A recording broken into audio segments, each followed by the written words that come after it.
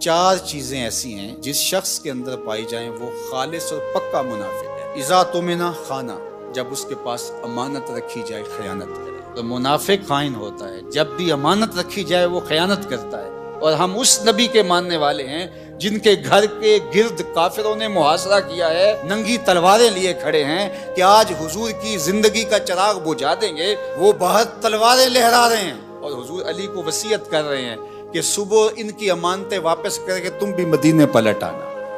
ہم اس نبی کے ماننے والے ہیں، تو کس طرح ہم امانت میں خیانت کر سکتے ہیں؟ اس شخص کا دین ہی نہیں ہے جس کے پاس امانت نہیں، اور امانت صرف مال کی نہیں ہے۔ المجالس بالامانہ، اگر کسی مجلس میں کوئی ایسی بات ہوئی ہے تو وہ مجلس تک رہنی چاہیے، باہر اس کو مشتہر نہ کیا جائے، بلکہ تم سے کوئی شخص بات کرے اور بات کرتے ہوئے دائیں بائیں دیکھے تو اس کا مطلب یہ ہے کہ وہ ڈر رہا ہے کہ کوئی اور نہ سن لے، تو اس بات کو بھی آپ امانت کے طور پہ اپنے پاس رکھنے کے پابند ہیں، اس لیے کہ اس نے آپ پر اعتماد کیا اور اس نے آپ کو بتائی اور آپ نے اس کی تشہیر کر دی، تو پھر یہ بدترین صورتحال ہے۔ فرمایا مومن کی کیا شان ہے کہ وہ امانت دار ہوتا ہے، اور منافق کی پہلی علامت کیا بتائی؟ اذا تمنا خانہ، جب اس کے پاس امانت رکھی جائے تو وہ خیانت کرتا ہے۔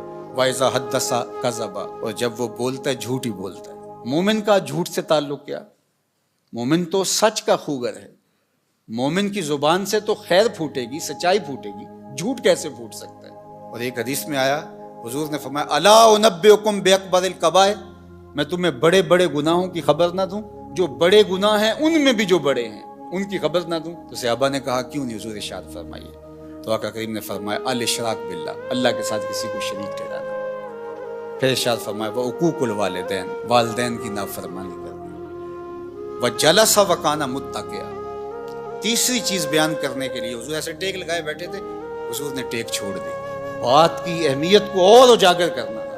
اور پھر حضور نے فرمایا الا وقول الزور، الا وقول الزور، الا وقول الزور، اور جھوٹ بولنا، جھوٹ بولنا، جھوٹ بولنا۔ پہلے تو ٹیک چھوڑی اور پھر حضور اتنی بار یہ لفظ بولا کہ صحابہ کہتے ہیں کہ ہمیں بار بار آ رہا تھا کہ حضور اب سکوت اختیار فرما لیں، ہمیں بات کی اہمیت کی سمجھ آ گئی، لیکن حضور بار بار کہتے تھے الا وقول الزور، الا وقول الزور، اور شہادت حضور کے لفظ میں جھوٹی گواہی دینا اور جھوٹ بولنا، تو یہ جھوٹ اتنی بری بات ہے۔ اور ہم سمجھتے ہیں کہ یہ فن ہے، جھوٹ نہ بولیں تو سودا ہی نہیں بکتا۔ میں کہتا ہوں جاپان والوں کا کیسے بک جاتا ہے؟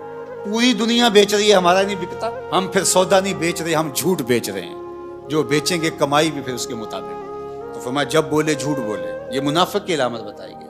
وَإِذَا عَاهَدَ غَدَرَ، اور جب عہد کرے تو عہد کو توڑ دے۔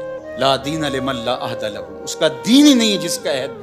ہمارے ایک ذمہ دار شخص نے یہ بات میڈیا کے سامنے کہی تھی کہ جو عہد ہے، وعدہ ہے، وہ کوئی قرآن و حدیث ہے؟ ہاں قرآن و حدیث ہے۔ لا دین لمن لا عہد لہ، جس کے پاس عہد کی پاسداری نہیں، اس کے پاس دین ہی نہیں ہے۔ اللہ اکبر، یہ دین ہے ہمارا۔ وَإِذَا خَاصَمَ فَجَرَ، اور فرمایا کہ جب وہ کسی سے لڑتا ہے، جھگڑا ہو جاتا ہے، کسی سے الجھاؤ بن جاتا ہے تو گالیاں بکنا شروع کرتا ہے۔